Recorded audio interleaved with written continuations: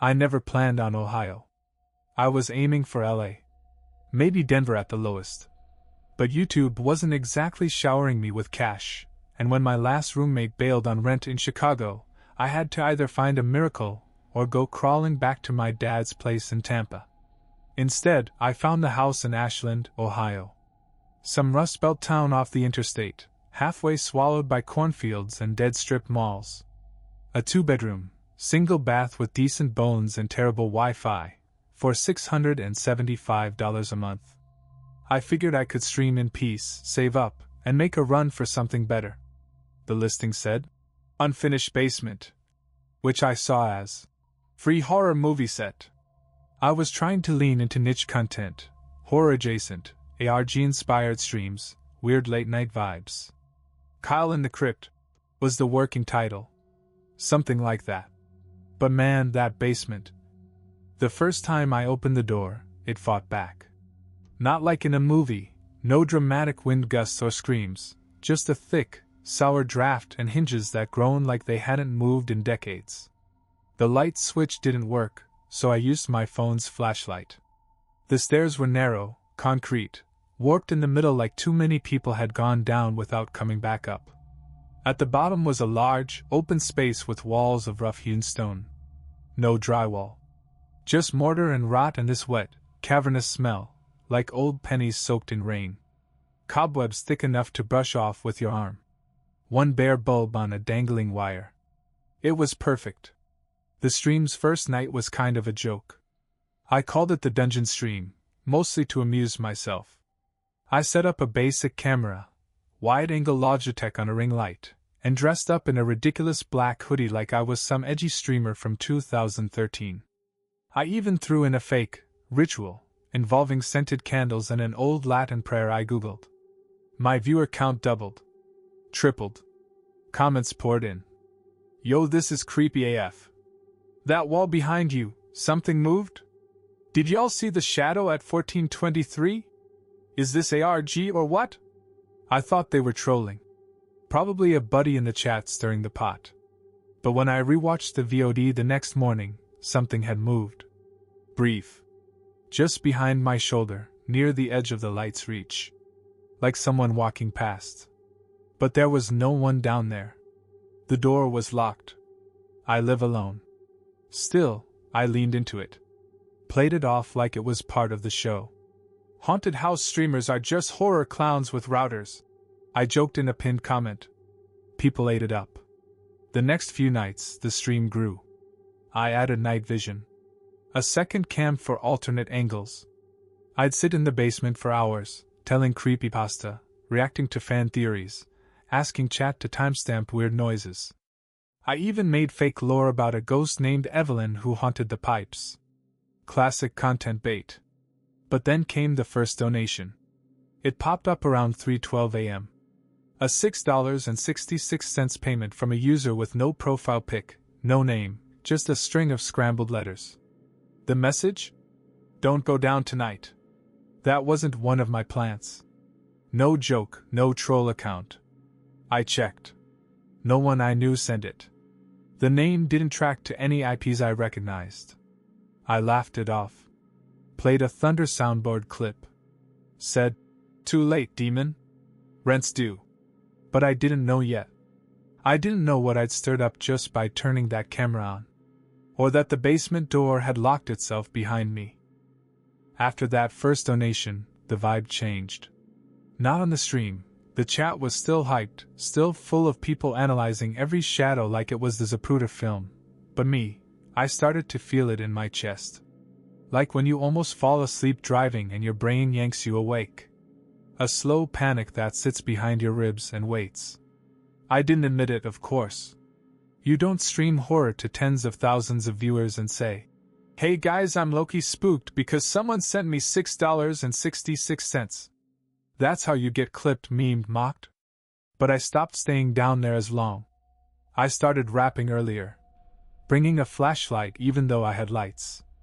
Carrying a little pocket knife, which was laughable, but it made me feel less alone.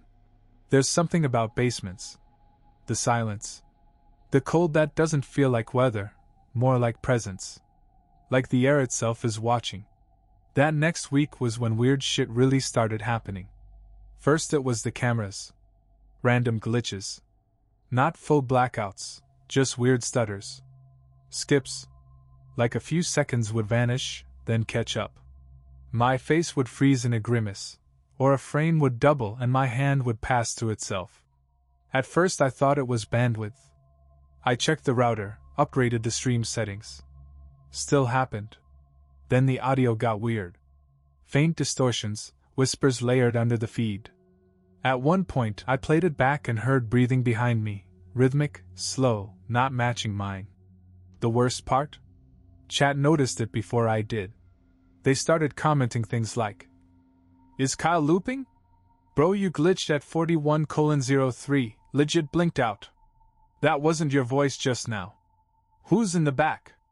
They were timestamping things I didn't remember saying. Movements I didn't do. I started watching my own replays obsessively, slowing them down frame by frame. And that's when I saw it. Me.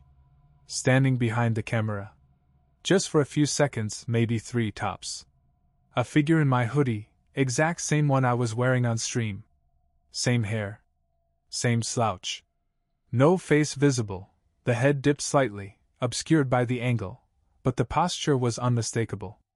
I was on camera, but I was also behind it. And the worst part? My lips were moving. I, was whispering something. But there was no audio. Just a faint hum that didn't match the mic feed. The camera didn't register any sound from that side of the room. The viewers caught it though. They clipped it. Sent me emails. One person ran it through audio enhancement and sent me the file. It was nothing but reverse noise and static. Maybe a phrase. Maybe not. I didn't sleep that night. Instead, I went down to the basement around 2:30 a.m. Not to stream. Just to look. I wanted to prove to myself it was all tech problems. That I wasn't seeing ghosts. That no one was down there but me. The door creaked louder than usual. The bulb flickered when I pulled the chain. The air was wrong. Not cold, wet. Like the basement was sweating. I checked for leaks but everything was dry. The walls, though, they looked darker. Like the stone was bleeding through the mortar. And then I saw it, barely visible behind an old shelving unit against the far wall. A seam. A faint line, straight as a blade, about shoulder height in the stone. Like a cut in the wall, sealed but not patched. Not drywall. Actual stone. And something about that seam made my stomach twist. I should have turned around. I should have called the landlord. But instead I touched it. And the moment my fingers brushed the seam, the bulb exploded. Darkness swallowed the room. Instant. No fade out. No warning.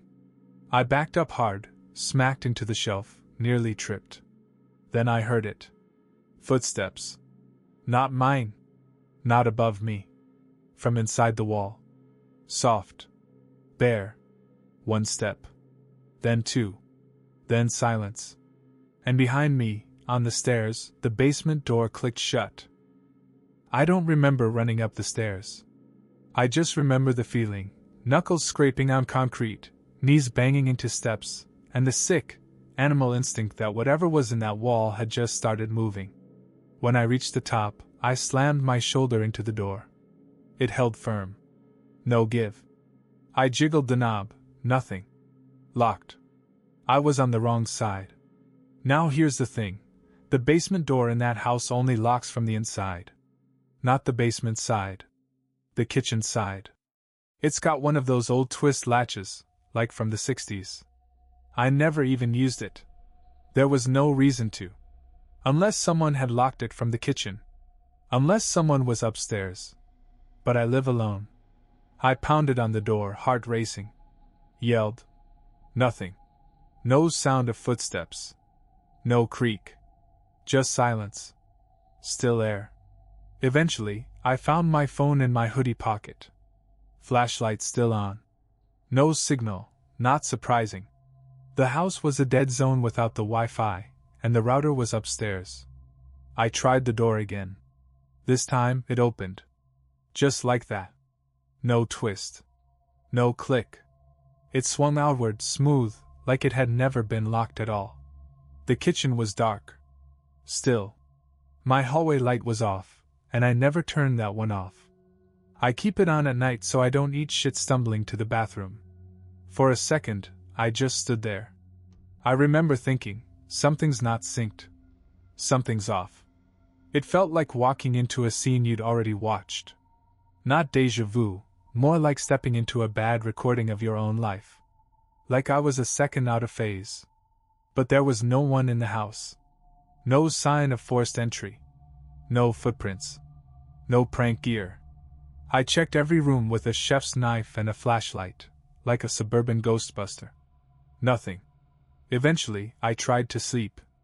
Keyword tried. My dreams that night were wrong. Too quiet.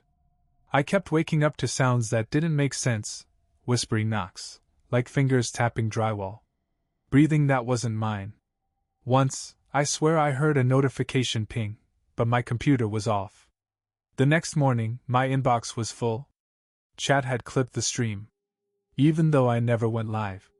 They sent timestamps. Footage.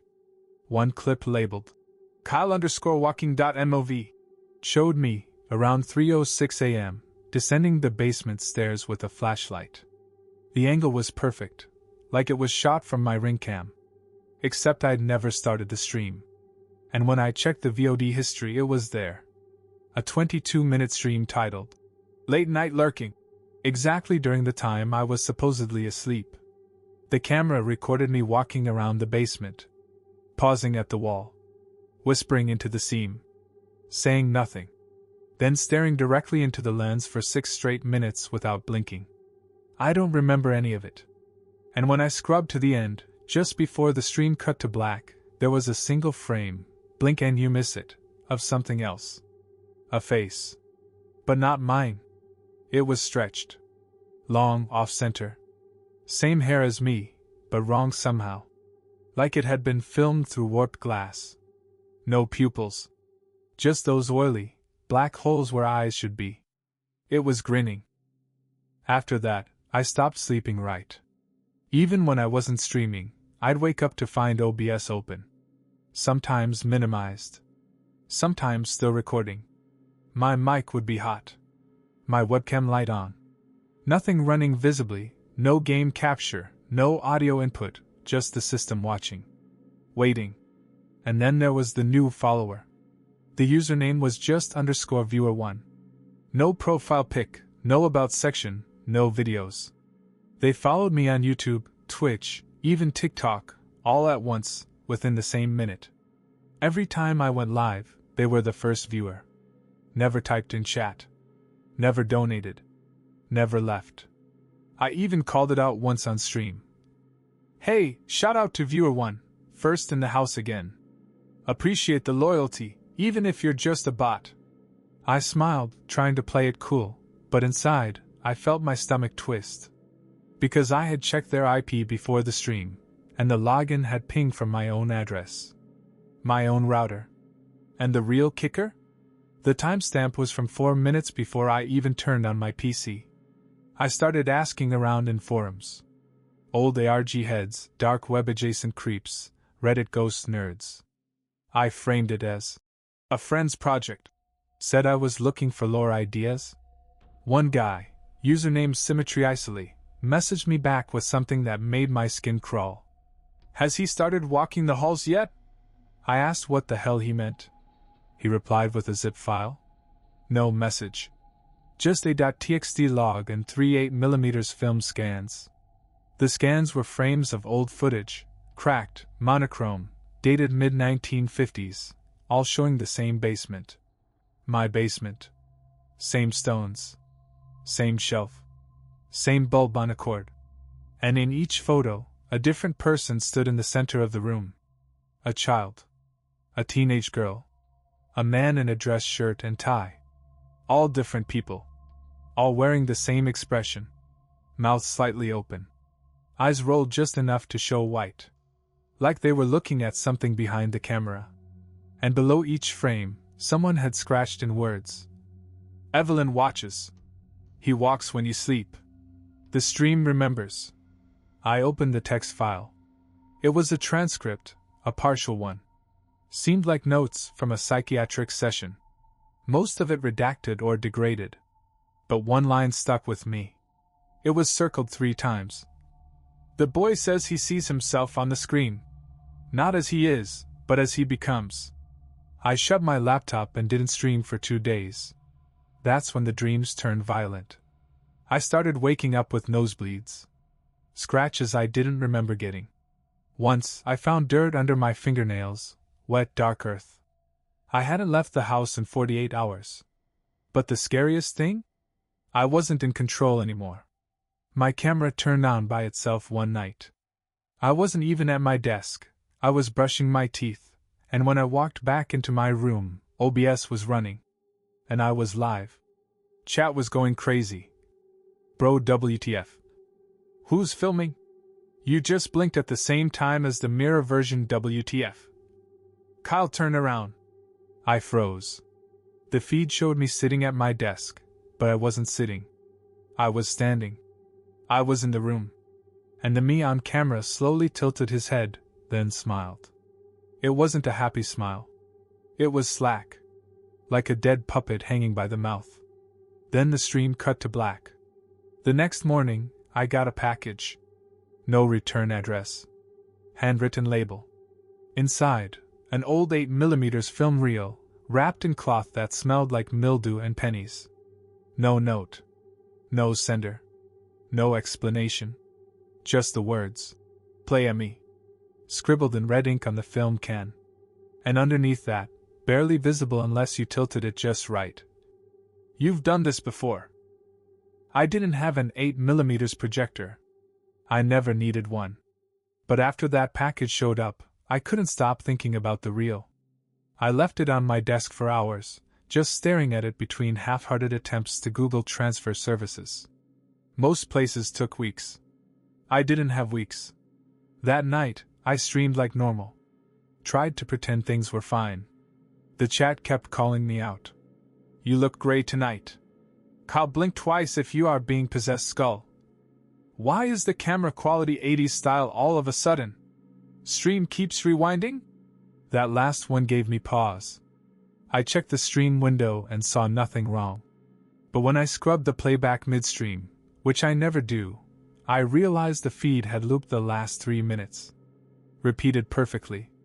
Same stutter. Same candle flicker. Even the same sentence I spoke. Let's dive back into the dungeon, shall we?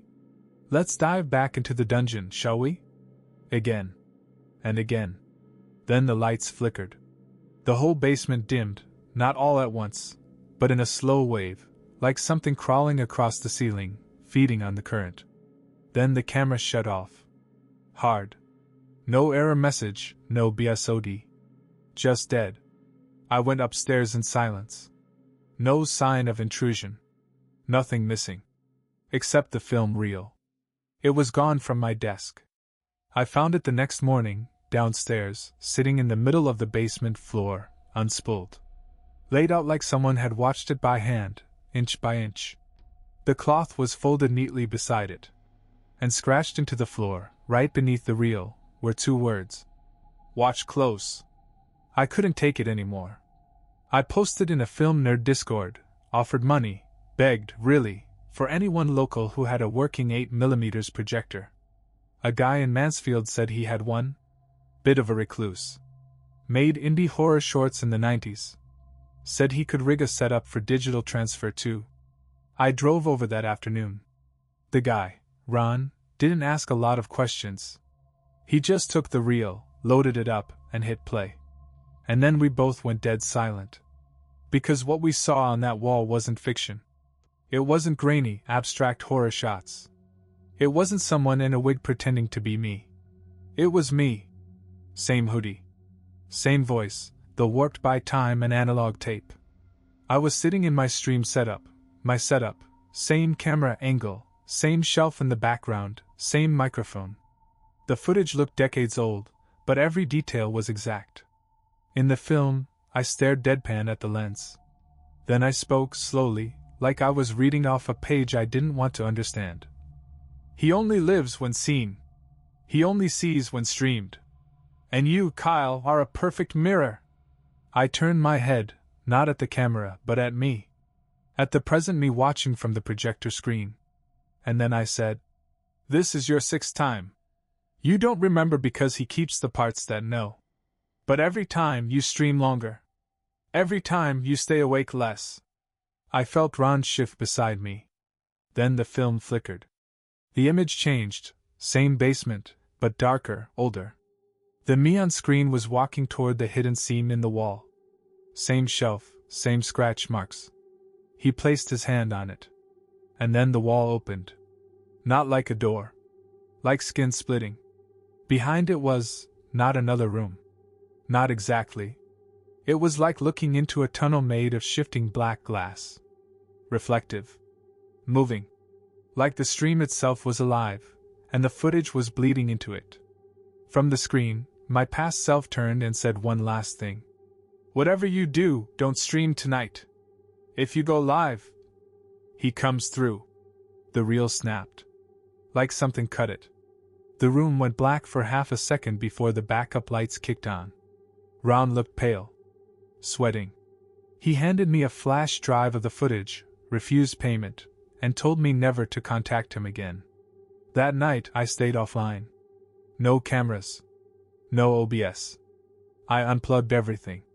And yet, at 3:13 a.m., I woke up to a soft, low hum, the kind you hear through headphones left on a desk. I opened my door. The basement light was on. And I could hear my voice, faint, echoing from below.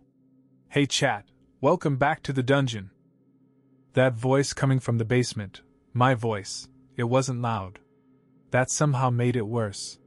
It was like it wasn't meant for me to hear. Like it was performing for someone else. I stood at the top of the stairs, barefoot, cold floor under me, just listening. Chat's already spamming the emotes. "Look at this. You sick freaks." That fake streamer tone I use, casual, cocky, but drained. Like the air had been sucked out of my lungs and replaced with someone else's rhythm. I leaned over the railing and looked down. The basement door was wide open. I hadn't touched it in 2 days. I held my breath, tiptoed down just far enough to see past the frame. My basement glowed in that too perfect ring light hue, a streamer's artificial daylight, and my camera was on. I was live. And there I was, sitting in the chair back to me. Motionless. Just humming. But I was also right there. Awake. Watching. I reached for my phone to record proof, evidence, anything. The screen was already lit up. YouTube Studio, live 3.1K watching now. I opened the stream. The screen showed me, the other me, grinning at the camera. Chat was flying. All kinds of comments. "Yo, this dude's eyes are wrong tonight. Replay the smile at 41:20, it looks reversed. I swear he just said something backwards. The wall behind him is dripping?" I hit the volume. And the stream audio, my voice, whispered a single word. "Closer." My feet moved on their own. I was halfway down the stairs before I even realized I'd stepped forward. Each tread felt like molasses. My body heavy. The hum louder now. Like something pulsing beneath the floorboards. I stepped into view of the camera. And the me in the chair turned its head. Slowly. Too slowly. Its face matched mine, but looser. Hung like a mask a size too big. Then it whispered something I couldn't make out, and the screen glitched. The stream froze. Chat exploded with caps lock panic. Then black. I came to on the basement floor. Morning light slipping through the tiny ground-level windows. My phone next to me, cracked. The stream was gone. No record. No VOD. No analytics. I checked my email. One new message, from viewer 1. Subject line. "See you tonight." No body text. Just an attachment. I hesitated. Opened it. It was a clip. Grainy. Soundless. 20 seconds long. I hit play. The footage showed me, asleep in bed, rising slowly at 3:03 a.m., eyes open but unfocused. I walked into the hall, down the stairs, and into the basement. Then I sat in the chair, looked directly at the camera, and smiled. The next night, I tried something desperate. I set up motion detectors on every door, put a deadbolt on the basement, slept with earbuds and playing loud white noise. Everything to keep me rooted, alert. Didn't matter. The next morning, I found dirt in my mouth. Not on my hands. In my mouth. Like I'd been chewing it. And a single note under my pillow, written in block letters like a child. You should smile more on stream. I finally broke. Called my sister, Alyssa, and told her I needed help. Told her everything except the worst parts. Said I was having a mental break. Maybe sleepwalking. Maybe worse. She said she'd come up that weekend. That night, I got a new anonymous donation. $999.99. Message: bring her down too. I slammed the laptop shut. Unplugged everything. But I knew the truth by then. The stream didn't need OBS. It didn't need Wi-Fi. It didn't even need an audience. It only needed me. Alyssa arrived late Friday. She didn't look at me like I was crazy, not at first. I think she was more scared for me than of me. She always was the stable one. The fixer. But the moment she stepped into the house, she paused. Right in the doorway. And she said, "It smells like something's rotting under the floor." We searched the house top to bottom. Attic, crawl space, kitchen, sink. Nothing. No dead animals. No leaks. No trash. But the smell stayed, strongest near the basement door. Thick. Sweet. Wet. Like something trying to trick you into thinking it wasn't decay. She asked if we could go downstairs. I said no. I told her the floorboards were warped. That the stairs weren't safe. She raised an eyebrow but didn't press. Not then. She slept on the couch that night. I locked my bedroom door and pushed a dresser against it. Didn't help. At 2:43 a.m., I woke up to the creak. Not from the hallway. From underneath. It sounded like a door, slow, wooden, ancient, being opened beneath my bed. The floorboards groaned. Not loudly. Like they were being careful. Then silence. Then a voice. Mine. She's already watching. I sat up so fast I hit my head on the wall. Fumbled for my phone. 2:44 a.m. No signal. I cracked the door and peeked into the hall. Alyssa was gone. I ran down the stairs. Living room empty. Front door still locked. But the basement door? Wide open. I grabbed a flashlight and a kitchen knife and descended. Slow. Careful. My breath was loud. Too loud. I kept thinking I'd hear hers, soft, anxious, maybe hiding behind a shelf. Instead, I found the camera. On. Streaming. Facing the wall. And Alyssa, sitting in my chair. But not moving. Not reacting. Just staring straight ahead. I rushed to her, shook her shoulders, called her name. Nothing. Then I looked at her face. Her eyes were open, but completely black. Not gouged, not injured. Just void. Like someone had photoshopped the pupils into holes. Her skin was pale. Cold. But she was breathing. Then, behind me, the stream whispered. Say it. I turned. The camera had no mic connected. The laptop was off. But from the speakers came my voice. Say the words. The stream remembers. I backed away. Pulled Alyssa up by the arms. She was limp. Heavy.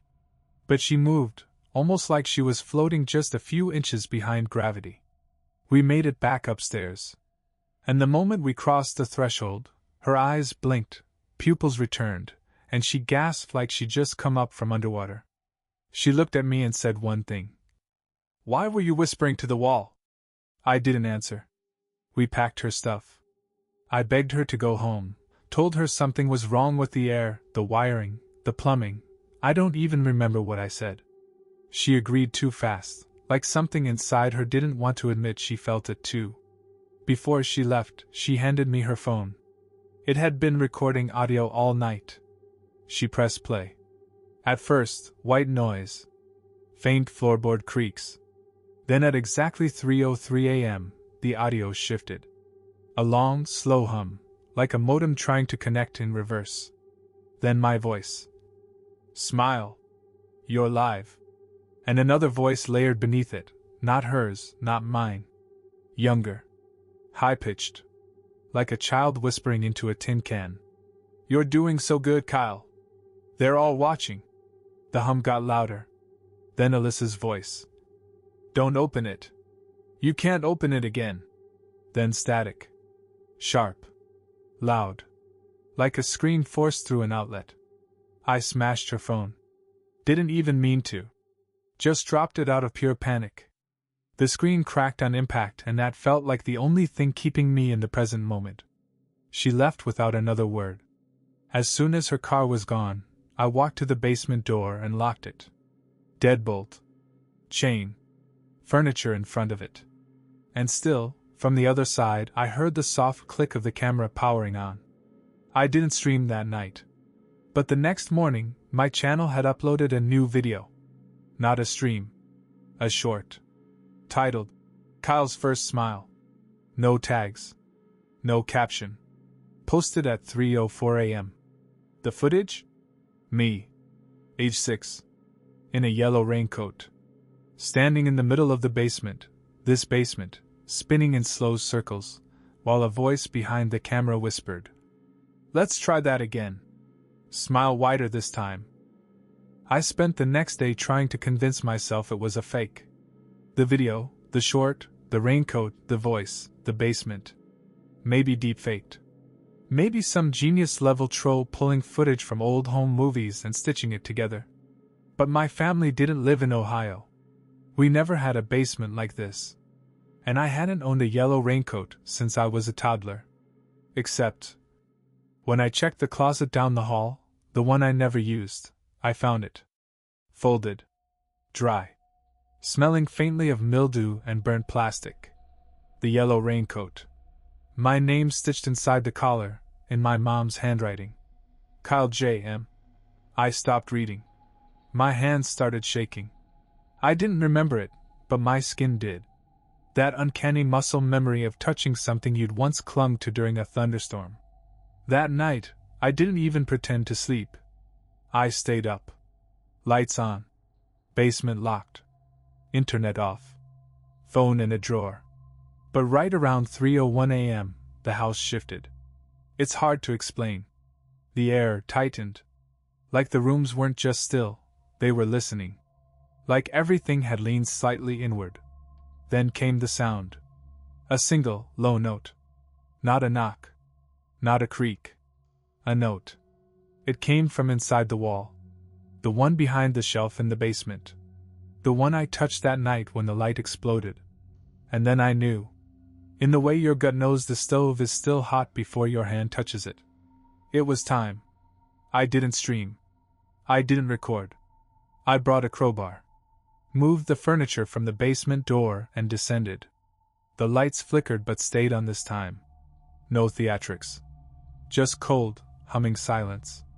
The shelf hadn't moved, but the wall behind it had changed. That faint seam I'd seen weeks ago was no longer subtle. It was open. Not wide, just a sliver. Just enough to suggest a hidden door that had been pulled from the inside. The mortar around it was cracked, bleeding this thin, black sludge that smelled like burnt oil and pennies. I pried the rest of it loose. It didn't fight me. The stones gave way, one by one, until there was a hole big enough to crawl through. Inside was a tunnel. Cramped. Damp. Carved from earth and lined with more stones, some original, some patched over. The walls weren't built, they were grown. Curved and moist like the inside of a throat. And lining the tunnel, every few feet, were monitors. Old CRTs, static-filled. Buzzing softly. All of them showing me. Different versions of me. Streaming. Sitting. talking to chat. But the backgrounds were different. Some cleaner. Some older. One version of me had a CRT monitor. Another had long hair. One had blood under his nose. I kept moving. And then I reached the final room. It was circular. Maybe 15 feet wide. At the center, a massive pile of old equipment. Cameras. Tripods. Laptops. Modems. DSLRs, burnt and broken. But all pointing inward, toward a chair. And in the chair, me. Or what was left of me. Skin dry and gray, like paper left in rain and dried in the sun. Mouth slack. Eyes black. Dried blood on the lips. Cables snaked into the corpse, into its back, its arms, even its jaw. Feeding into a wall of machines behind him. Screens flickered. Each one played a different stream. Some from years ago. Some I hadn't filmed yet. Some I wasn't even in. Children crying in black and white. A mother whispering over a crib. A teen filming themselves brushing their teeth, only for their reflection to stop mid-motion and stare back. Then, behind me, something whispered. "You're almost perfect now." I turned. The wall was breathing. Not metaphorically, literally. Slow, rhythmic pulses in the stone, like lungs inhaling centuries of dust. And pressed into its surface, hundreds of faces. Some mine. Most not. Their mouths were open. Whispering things I couldn't hear with my ears, only feel in my spine. Stream, stream, stream, stream, stream, stream. The corpse in the chair twitched. Then it smiled. Then the entire wall of screens went black. I don't remember how I got out. Just flashes. My own hand reaching for the camera. Dirt in my mouth again. Laughter echoing in reverse. A child's voice saying, "We're recording now." When I woke up, I was back in bed. The raincoat was folded neatly at the foot. And every single device in the house, phone, laptop, even the smart toaster, had a notification. "Your stream begins in 1 minute." The devices wouldn't shut off. I pulled the batteries. Yanked cords. Smashed my phone against the counter until the glass turned to glitter. Still, every screen in the house stayed alive. Even the ones that weren't connected to anything. At exactly 3:03 a.m., the toaster screen lit up again. "You're live." The air in the house felt dense, like the pressure dropped, but only inside. My ears popped. I looked toward the basement, half expecting to see smoke. Or that hum again. Instead, I saw myself. Walking past. Only for a second. Down the hall, moving silently, same clothes, same face, but with one key difference. He didn't blink. Not once. I didn't chase. I didn't move. I just waited. Because deep down, I knew what was coming next. It always happens in threes. The monitors in the tunnel had been showing versions of me. But I'd seen something else, too, hidden in the reflection of one of the screens, a reel. A film reel, same kind that came in the mail. There had been a stack of them, deep in that breathing room. Labeled in white ink. Kyle 2. Kyle 3. Kyle 4. And then the one on top. Kyle, final cut.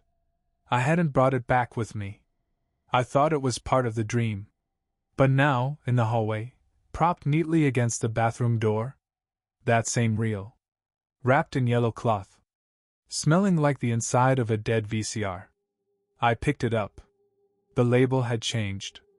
Now it read, "Kyle, upload in progress." The house began to glitch.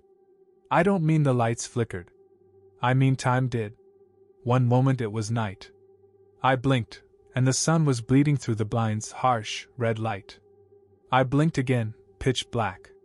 I heard myself talking from the kitchen, a conversation I hadn't had in months.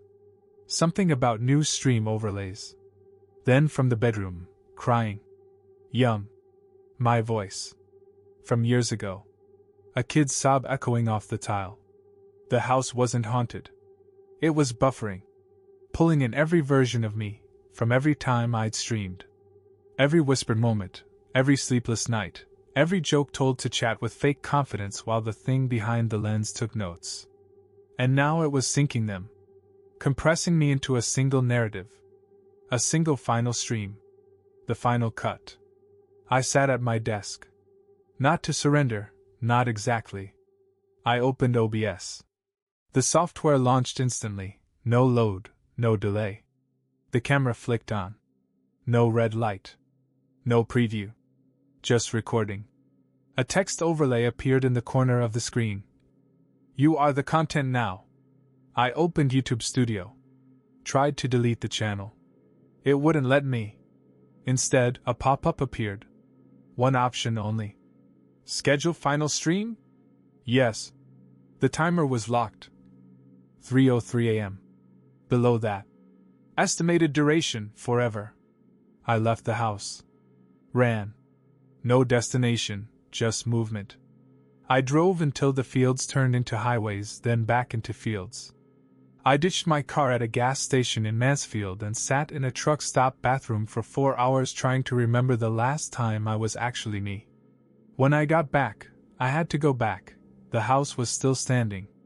Calm. Dark. Basement door closed. But the front door was unlocked. On the floor, right inside, was my laptop. Open. Camera on. And someone was already sitting in the chair downstairs. It looked like me. But older. Eyes too wide. Hands too still. And in the YouTube chat window, already rolling, already full of watchers, one message stood out in glowing green. Glad to see you again, Kyle. This time, try not to blink. I didn't sit in the chair. I stood just outside the camera's view, staring at the feed on the laptop. Me, already streaming. Already performing.